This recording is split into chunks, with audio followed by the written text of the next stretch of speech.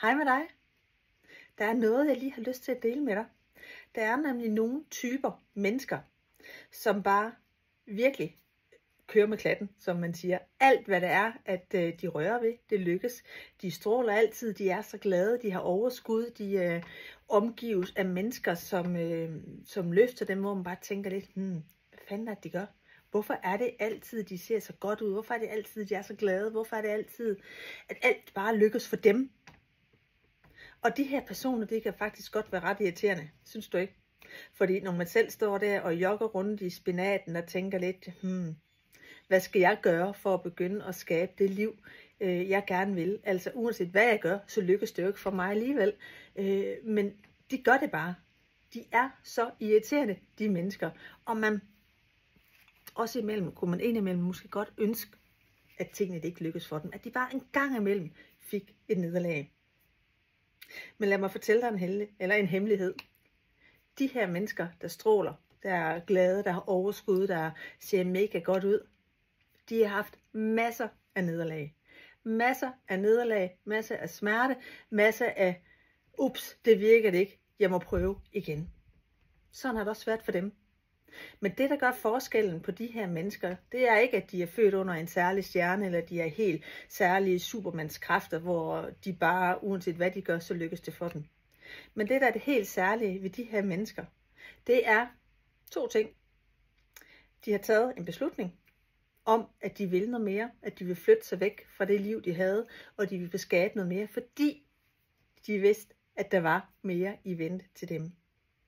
Nummer 2 ting, det var, de er vedholdende. De bliver ved, og de bliver ved, og de bliver ved, ligesom en Duracell-kanin. Så selvom de møder modstand, selvom at de fejler, selvom at de er nede og bide i græsset, så bliver de ved, fordi at de ved, der er mere i vente. Og ved at de ved, der er mere i vente, jamen så gør det, at de her nedture her, de her fejl, der kommer til at ske undervejs, når det er, at vi udvikler os, jamen de er ikke nær så farlige, fordi det, der venter på den anden side, det er meget skønnere og meget mere fantastisk, end at sidde der, hvor de gør nu. Så alle de her mennesker, hvor du kigger ind og udefra og ser, ej, var det bare fantastisk, ej, var de bare heldige, ej, var de bare sådan en lykkelig parforhold, og de er bare altid glade, og prøv at se, hvordan de rejser. Prøv at høre, der er også dumme dage, der er også træls dage, der er også dage, hvor det hele det ikke bare lige fungerer, hvor de ikke spiller, hvor de kan være rivende uvenner. Sådan er det. Men vi vil meget gerne se det her glansbillede af, hvor skønt og fantastisk og hvor dejligt det er. Og prøv at høre, du kan også skabe det her liv. Du kan også få det her liv, hvor det er, at du er glad, og du har overskud, og du bare stråler, og folk kommer til at tænke, men pokker har hun gjort? Hvordan i alverden har hun nået derhen? For det er jo da hende, der sad der og var så ked af det. Det var da hende der bare sad og syntes livet, det var mega hårdt. Og nu sidder hun der, og hun stråler, og hun er glad. Jeg har været der, hvor jeg synes, livet det var mega nederen. Hvor jeg ikke synes, der var noget, der var værd at leve for. Og der kan jeg stadigvæk godt være indimellem. For mig der er det en proces, vi hele tiden udvikler mig, og hele tiden rykker mig skridt for skridt, dag for dag. Men det gør jeg også, fordi jeg tør at dykke ned i det, når det gør ondt. Når min mave den føles som en knude, og der er noget, der ligesom prøver at banke på herinde, fordi det skal fortælle mig noget. Jeg tør at dykke ned i det, fordi jeg ved, der er så meget læring i mig. Hvis det er, at jeg prøver at stille mig selv det spørgsmål, hvorfor er det, jeg skal have det sådan lige nu?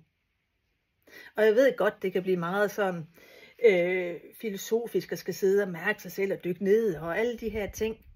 Men tro mig, hvis du tør at gøre det, hvis du tør at mærke efter, hvordan du virkelig har det, så lover jeg dig, at der vil åbne sig en helt ny verden for dig. Og det bringer mig hen til det, jeg også har på hjertet. Det er, at lige nu har jeg åbnet op for et forløb, hvor der er plads til 5 kvinder. 5 kvinder, der virkelig ønsker at skabe det her liv, hvor andre de kan tænke, hvad fanden gjorde hun lige?